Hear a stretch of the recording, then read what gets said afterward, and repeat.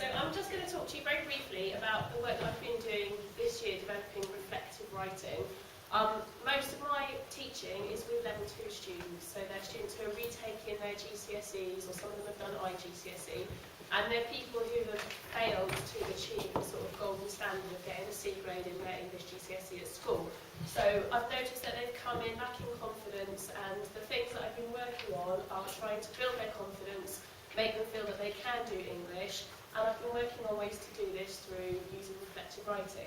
So, in the first circle, these are some of my influences. I've been interested in Steiner education for a while. I've done quite a bit of reading around the subject, and I really like the way that it puts the learner at the centre and it develops their emotional intelligence and their creativity. So I've tried to think about ways that I can do that in my own classroom.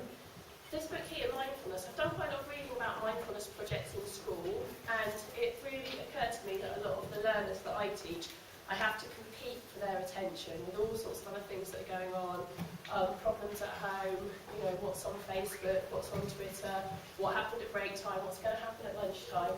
So I've really been trying to look for ways to get them just to be present in the lesson and to focus and to concentrate on where they are and what they're doing. And this DVD here, I don't know if anyone's seen it, The Freedom Writer, it's a bit naff, it's a bit cheesy, but it's also quite inspiring. The idea that you can take a group of students who are labelled as a failure and unteachable, and through writing you can transform what they can do in the classroom. And I've actually shown this to some of my students. I didn't know whether they'd go for it or not, but they really loved it and they really bought into it, and we use that as a springboard for some reflective writing of our own. Okay, so journal writing is something that we've been working on. I got the students to do a timeline of emotional events from their life, things that sort of impacted on them emotionally. It didn't have to be a trauma, it could be something happy, something they remember from when they were younger. And we rank ordered all of those events, and they chose one that they wanted to work on, and then they produced an image that represented that event using collage and pastels and crayons.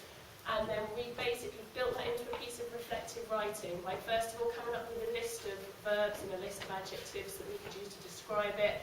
And then we worked on building short sentences, and we worked on building long sentences, and then we worked on how we could link our sentences into a paragraph, and I got them to write up a reflective paragraph about an emotional experience in their life, something that had impacted them, and some of the work that they did was fantastic.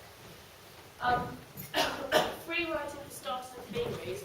I love post-its, and I use post-its a lot, and one of the things that I found has really worked has been to get the students when they come into the classroom just to write on a post-it what's going through their mind, anything that they're thinking of. So it's a string of consciousness, it's only this big, so everybody feels they can do it. And then at the end of the lesson, I get them to do the same thing, and we use it as a reflection tool to think about where they were at the start of the lesson, where they are at the end of the lesson, what's gone on in between, whether it's been positive or not, and what they can do to change it if it hasn't. Another nice activity using post-its is to get them to actually write about the room that they're in. So they come into the room, they've got all sorts of things going on, and I get them to think about where they are, what they're doing, sitting on the chair, what they can see, describe their surroundings, and just write it down on a post-it note.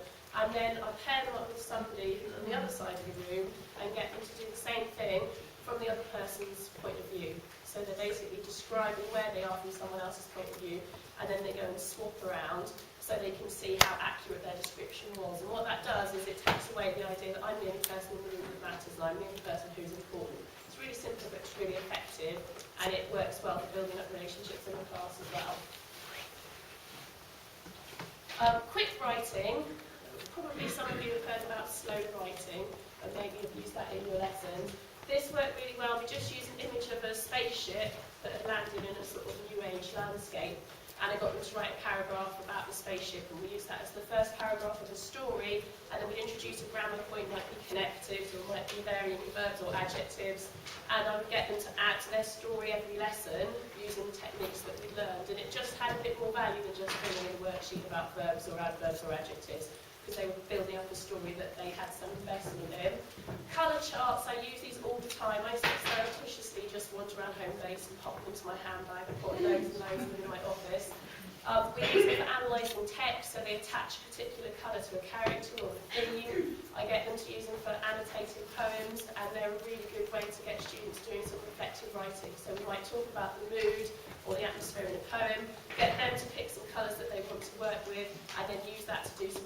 writing of their own, and they really like that. And some of the creative ones start cutting the colour charts up and making all sorts of pretty patterns to go with their writing. So it's a piece of work that they can be proud of, and it looks good visually as well. Okay, so things that I'm going to continue working on in September. I really liked the idea in the Freedom Writers of setting journal writing as homework, so that students actually kept a diary as homework, and you could just tick whether they've done it or not, and if they want you to read it, then you can read it. If they don't, then that's fine. So that's something that I was sort of interested in building up. Collaborative story writing. We've done a little bit of work with some creative writers on this, but getting them to work together on a story so that they have to agree themes and characters and that kind of thing. And a project with a published writer. I've got two friends who are about to have youth fiction work published who've agreed to come in, work with us on the process of writing. So just to finish off with, if anybody's interested in collaborating with me on some of these ideas, I'd love to hear from you. I'd love to work with some other people on this. Come and have a chat to me at the end. Hey.